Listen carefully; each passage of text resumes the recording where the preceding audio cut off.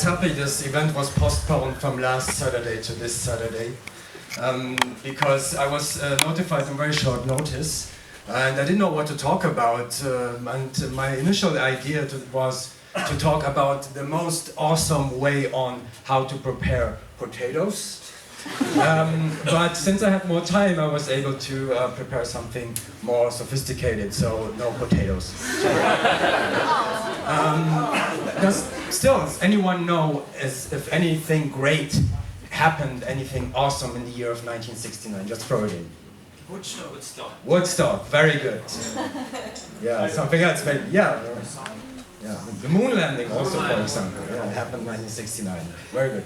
Yeah, but something else very awesome happened in 1969. It was the invention of the internet. In fact, the first message between two computers was sent from UCLA to the Research Institute of Stanford in California, the first time. And the internet has come quite a long way from there. Nowadays we have 7.7 billion people on the world and 4.4 billion people are connected to the internet already. We have about 1.5 to 1.9 billion websites based on different sources. Online, 10 to 20% of these websites are more or less active. But there is a problem with the internet. What does the internet need? Something very crucial. That is exactly, and that is electrical power, in fact. And only in German data centers, they take 9 terawatt hours of power every year.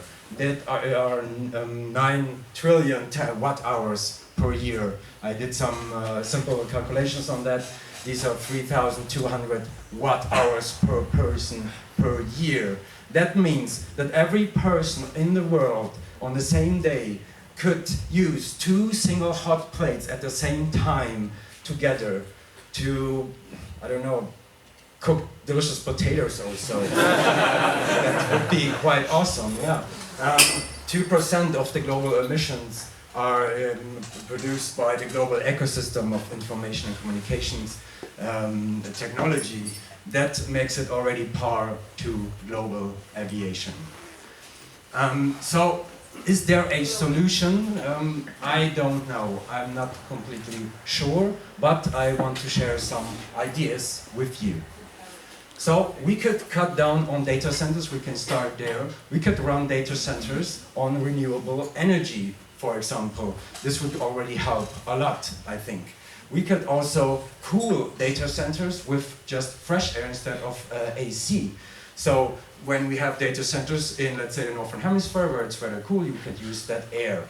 Yeah? We could also use the waste heat of data centers to cool nearby buildings. I think maybe some of you have switched on their heating today. That would be an idea we could use too. Let's go to websites. Data, bits and bytes, loading time, this needs energy.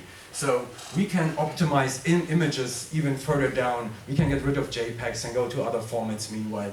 And we can also minimize the design, you know, navigations, you know, sidebars, we can get rid of that. Let's think about the burger menu we know on mobile devices. We can just have that, for example.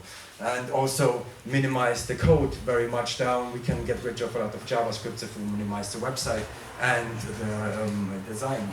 And also, no one likes ads, I guess. We can block ads. I guess most of you use ad blockers. Yeah, and so also less loading time already. And there's even much more.